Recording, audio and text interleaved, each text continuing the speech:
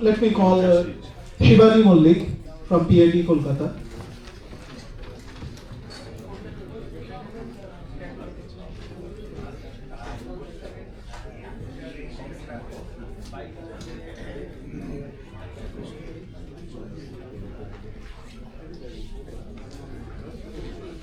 Hello everybody. I think I am audible. Yeah. My presentation is regarding Peru. Now we can ask why Peru? You know, years before I met one photographer. She was very accomplished and she traveled quite a lot. And she told me that, two countries fascinated her. So she told me that if you ever get a chance, go to Morocco and also to Peru. So today I have picked up Peru because recently I've been there.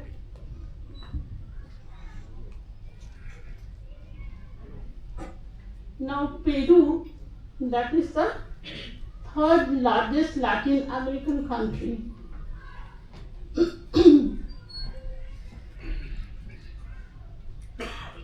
So Peru in brief, it is situated on the western coast of South America, you must be all knowing, and it is bordering by all these countries: Ecuador, Colombia, Brazil, Bolivia and Chile.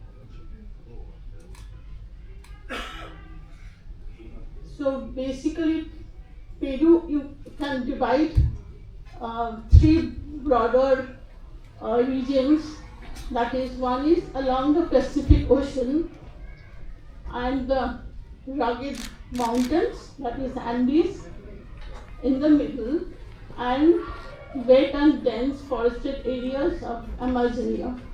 Actually, you'll be surprised to know that still today there might be some tribes living there in this forest area who so far haven't seen the outer world.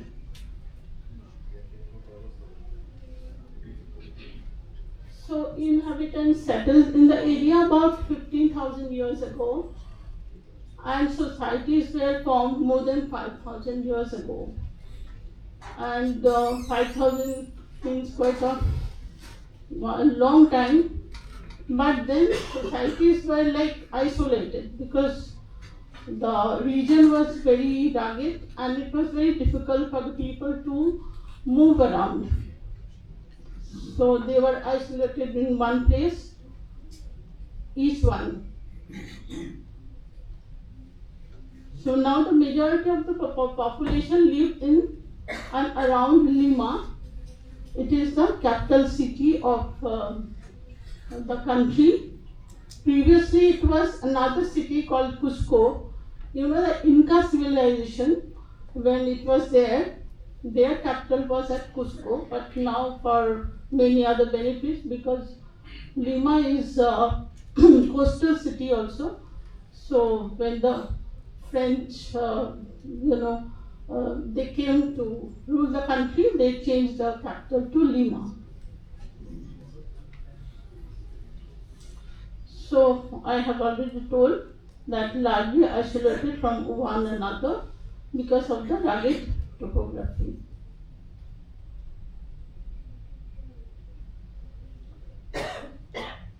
So there are many, before Inca, there were many other cultures in the region, that is Tarin and Huari and like that.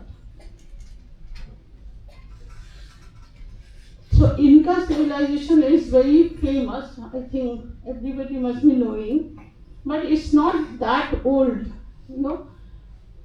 So it was in peak between 1438 and 1533 AD.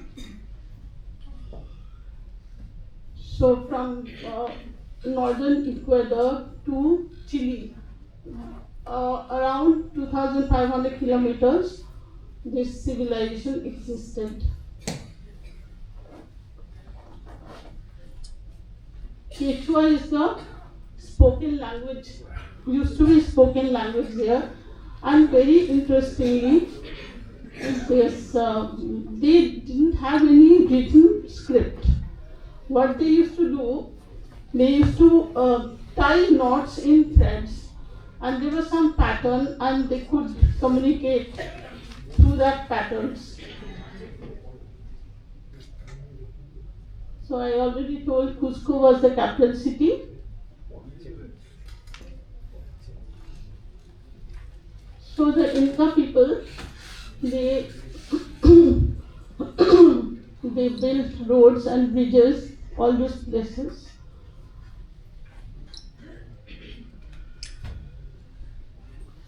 And astronomy was also practiced. Why astronomy? Because for farming, astronomy is required because they have to predict when it will rain or when it will be dry and all that. So I already told that Quipu existed, which consisted of knotted strings for recording important data.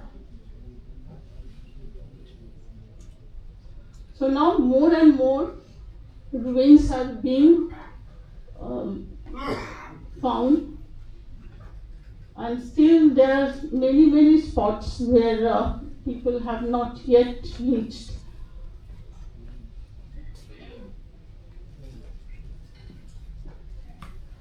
Now most of the people, they talk in Spanish. You must be all knowing that in Latin America, except Brazil, everywhere Spanish is spoken, and in Brazil it is Portuguese.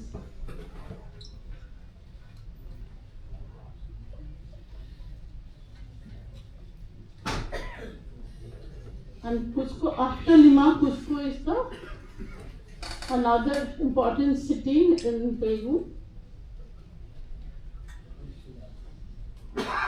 And Machu Picchu, you must be all knowing, it is very near to Cusco.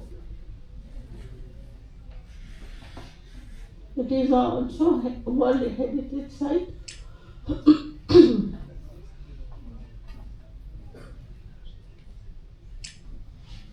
It is on the mountain ridge and 80 kilometers northwest of Cusco.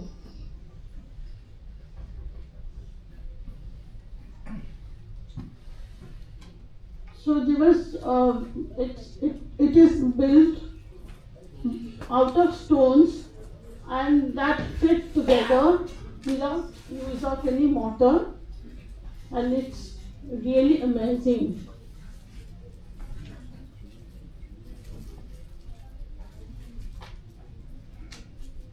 And interestingly, Machu Picchu remained hidden from outside world for about 400 years till 1911. And Professor Hiram Bingham, he led an expedition to the area and he found the ruins.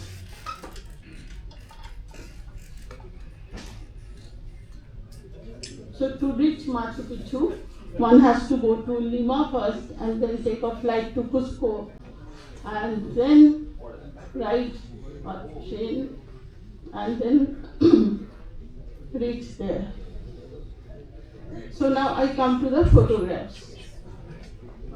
This is near Lima. You can see the people, they have a specific, they are the original people and very specific, their features are very unique. And in Peru you can see people like European features also because French people are there and there are some mixture also. It's a very famous sculpture.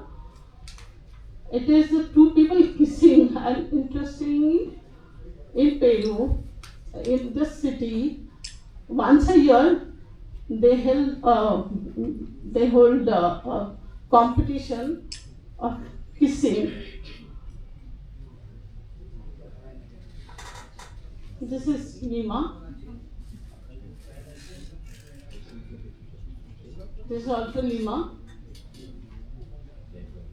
This is a vegetable market, very neat and clean, and you can find 25 varieties of potato there. So you can see here.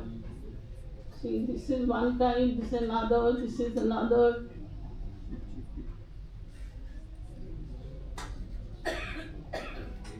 This is a fruit vendor. And I have personally tasted about 20 different types of fruits, and each one very tasty.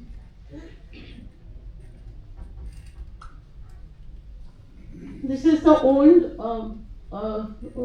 structures over there because it was ruled by Spanish people.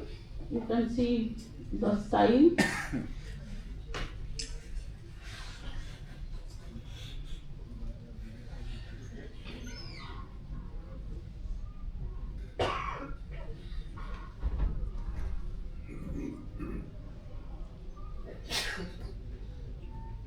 This is a church.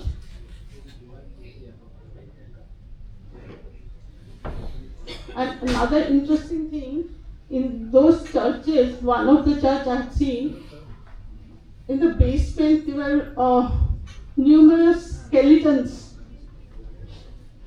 and they used to bury the important people over there.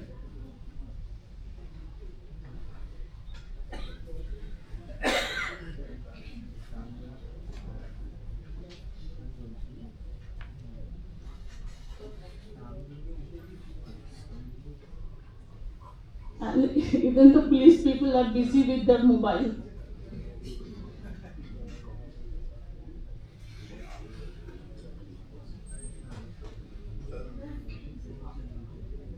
This square is also a World Heritage Site in Lima.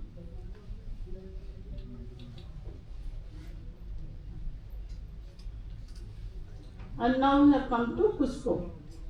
This is the Cusco city. Obviously, in the older days, it was much, the area was much less.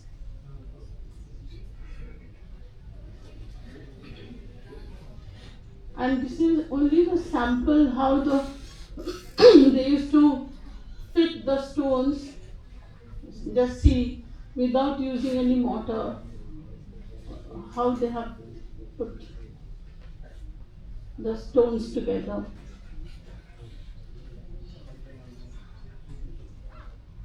This is one part of the kind of stadium.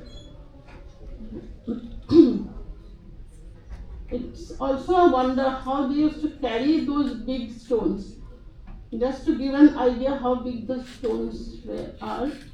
See, there's one person standing over there, and you can imagine how big this particular stone is.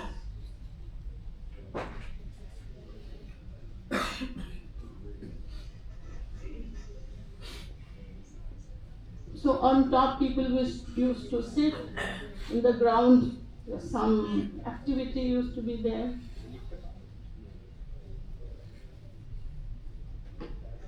This is the whole area. They used to have festivals and some kind of speeches. I don't know what you can name it.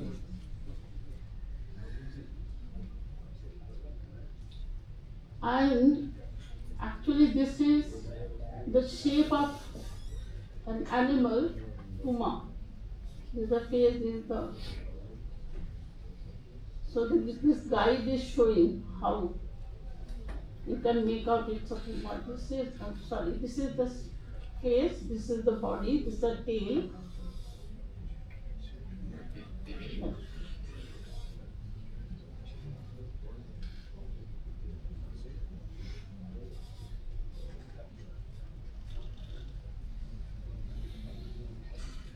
So people must be sitting all over here, steps, and they used to watch whatever was happening down below.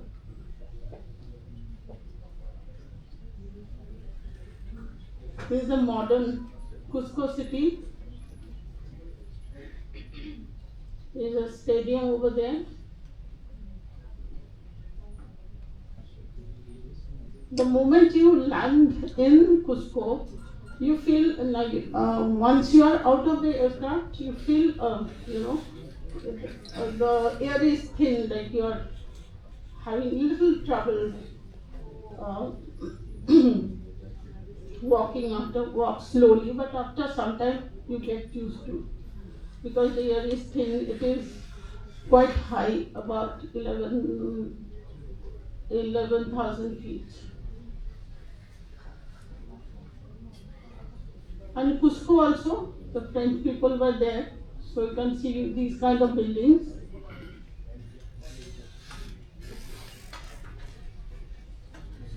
This is the square, middle of the city.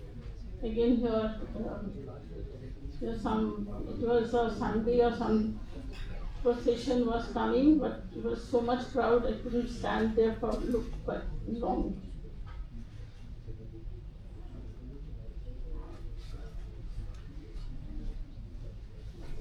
Now this is another small place for Ulantai Dambu. All these, you can see the construction. This is Inca, one of the Inca spots. They used to live over here, and these are used for terrace farming. So quite high, and there was the steps were there to go up, and this side also people used to stay. And now they have made some easier steps so that people can go and see. Like this.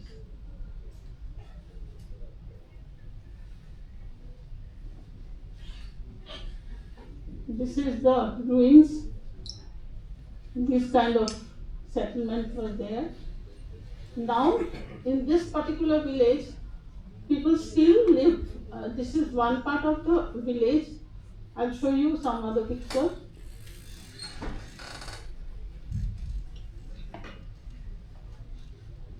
See, on top of the mountain, there's to carve out, and there used to be residences over here.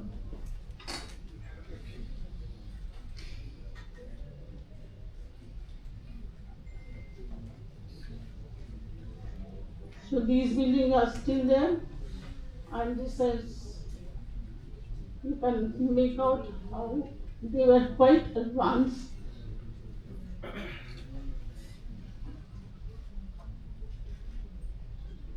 Now you come to Machu Picchu.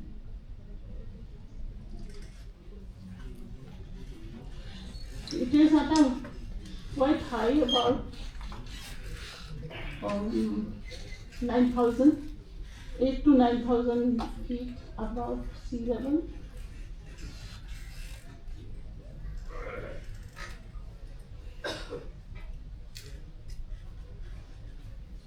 This is from very close water. It's a very typical, the roofs are not there, but you can see how they used to place the roofs. And these are the farming. Like each couple, when they were after got married, the ruler of this place used to give them this piece of land, any piece of land, and where they used to cultivate and grow their food. So this whole place was self-sufficient. They used to grow their own food, and so far we don't know how they used to grow food and how used to manage other than any external help.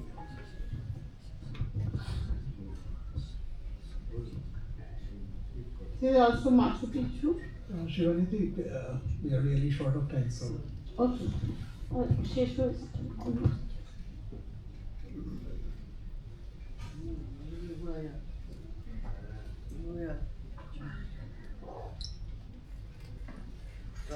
these routes are there. This is from another hill where you can see the whole of Machu Picchu. So here it comes here and like that.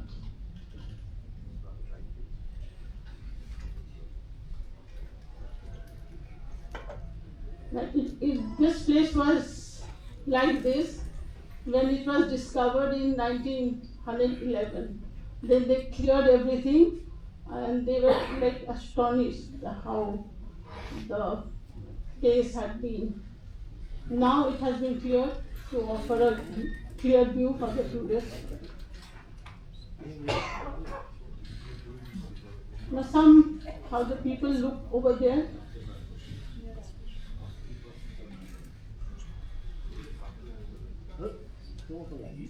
And how the people dress up. Now each one is wearing a different kind of hat. She is not wearing anything, but that defines which area they are from.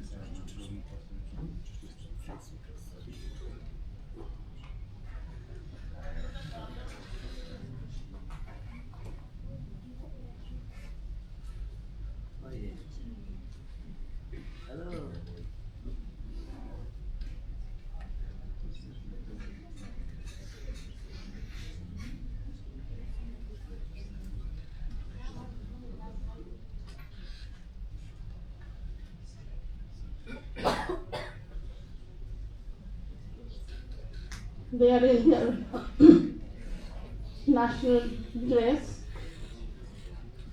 Thank you.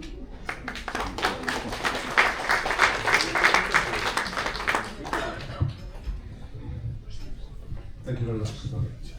Okay, so we've had two very different presentations there. OVD Pop began and showed how we would go from an idea, an original concept, and refine that and refine it until we get to a final work of art, I suppose that you could say, influenced by Renaissance art, using the technology of a drone to create an image that was completely of his own creation and internationally validated by the numerous awards. And then Sibani Mallik's presentation, where she had researched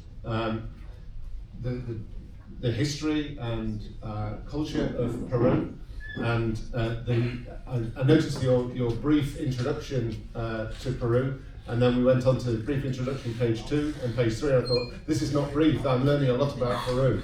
And then we saw the wonderful photographs demonstrating how photography is used to create a memory of a visit or a site or an experience. Now, unfortunately, perhaps fortunately, because we're running a little bit out of time, 3 of the speakers aren't here, so we managed to give a bit more there's time to Ovi and Sibani. So if we could go on to questions now, I'm going to hand to our moderator, Dr. Rishi. Thank you. Rishi. So any questions, please? Any questions, observations from the audience?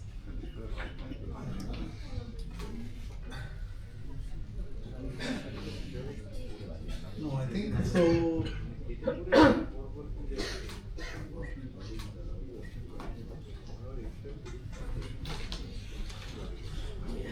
No questions? Somebody ask a question. Any question?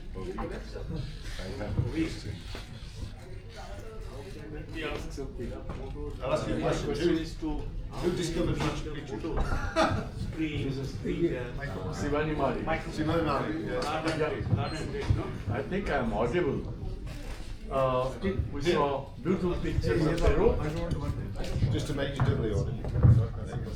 We saw beautiful pictures of Peru, and we could learn that it's very recently the places are excavated and made habitable.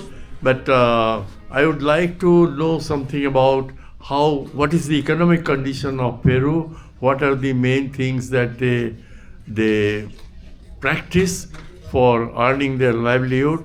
Is it cultivation or industry or any other thing? That is what I found missing in the deliberation. So if she could enlighten us a little bit on this aspect.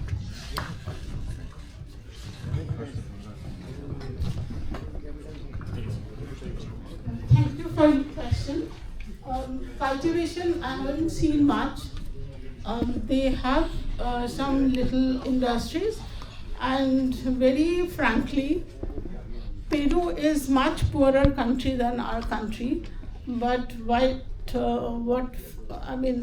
I was happy to see that they're much more cleaner, and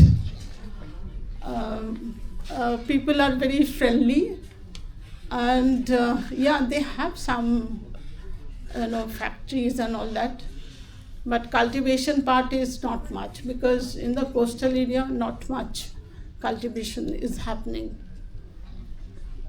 And Source of gold. Source of gold. yeah, source of gold, but I don't think now they have. They used to be at one point of time, but it was all stolen or taken away, right, by the French rulers. Thank you. Okay, I've got a question. I'm going to turn things around slightly here and ask a question from here to you. Sorry, I didn't see it. Well, one second. I've just got one question. Because we talked about in my opening presentation about sharing photography and about recording the world and how we share and connect through photography.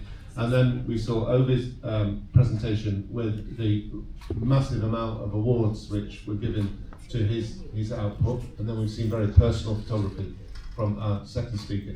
Can I just ask how the delegates here feel that photography should be validated? So when we take a photograph, how do we judge that photograph? How does that photograph get validated? Or is a photograph that received 199 awards, which is well deserved, such an amazing concept, drawn from Renaissance, 199 awards, validates the image, to very personal photography, which has perhaps not been exhibited or submitted, but just as valuable. So how would anybody like to comment on how they feel that photography, their own photography, should be validated? Yes, thanks. Somebody was great. Good morning, everybody.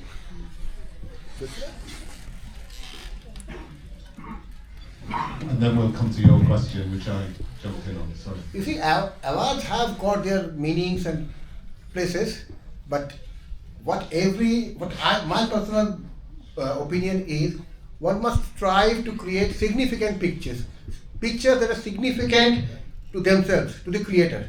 No matter whether it gets awarded or it doesn't get awarded, that hardly carries any meaning for me. As long as the picture is significant to myself, as long as it was done with honesty and integrity and with an intention to express my feelings and sentiment, that is the validation of a picture, in my opinion. Whether it gets awarded or nothing, I just don't care. Thank you. That's a good observation. And continuing with that, Mr. Hill yesterday pointed out a very valid point, that there is a distinction between a photographer, a spectator, and the one who is being photographed, or the model. Now, today's photography is such that this distinction has already blurred. Right. So, I can take a selfie of my own, and I may be the only person who consumed that photograph, because probably nobody else is interested in that photograph. So these distinctions about awards and personal photograph, I think this is getting blurred. And with the newer generations, probably the validation, yes, obviously honors matter, etc. We all know that institutional validation has its own place. But there is a secondary validation which happens in the social sphere. So we are also interested in, I post a photograph, something maybe personal, maybe impersonal, I post it on my social page, and I like to see at the end of the day how many likes are there, how many comments are there, how many sharings are there. So that is a validation we cannot ignore these days. No, I am not ignoring that, but this overconsumption, that is also a problem, isn't it? Yeah. Yes. We need to go to the gentleman in the second row. Has somebody got a microphone? Microphone? Yes. Second row, and then I'll come back to you in 2 minutes. I have a question with Sibani.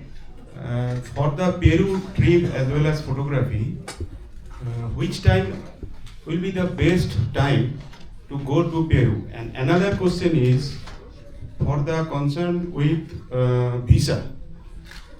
Is there any problem to getting any visa from Peru? It is very difficult. I have noticed and I have saw, because this year we are planning to go to the Peru, but can't able to go and can't get so easily to get the visa. Is there any questions or is any suggestion to go to Peru about that matter along with the season?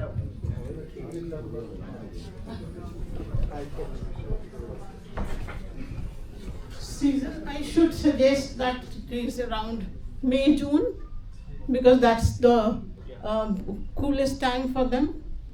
And visa, actually, if you have USA visa, it is very easy. You don't need any Peruvian visa. But I don't know, sorry, if you don't have USA visa, how to go about it. Because though, I'll tell you, 80% of the tourists are from USA. Thank you. Okay, thank you very much. You can take the microphone to row 9, seat 2. It's counting. Well done. Well done.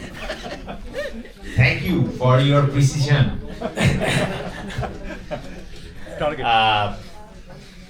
First, I must thank Mr. Hill for his wonderful deliberation. I liked it very much, and it has wonderful, and you have mentioned what is often missed out in photography conferences, that the contribution of the theoretical basis of the inter-cross-cultural and interdisciplinary notions mentioned by Susan Sontag, Rolla Barthes, and these academicians in the main performing arts and all these visual arts are often neglected in the interdisciplinary main academics, but it has been mentioned and it's wonderful. And coming to the point, what was raised here, that what Rishi mentioned and Soumya said, I must take the name of one person, that is Albert Einstein. The theory of relativity is the main basic thing, as the perception, that is validation, starts from one's perception. And validation differs naturally from one person to as the things are in the relative, all the likings and the judging, everything is on liking. Then person to person this liking will differ, and so the validation, and with the time progresses, the change of the culture, the change of perception from generation to generation, so naturally the validation will automatically change.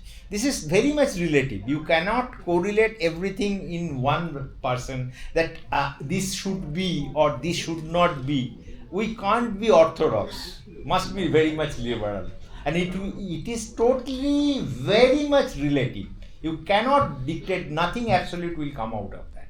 That is my perception. Okay, thank you very much. Okay, and if there are no more questions, I think we're back on time at 1:30, which is perfect. And I think with the President's permission, we close this seminar, this event. Are we finished this one now? Below? If there's no question, No more questions? No? then we'll come back.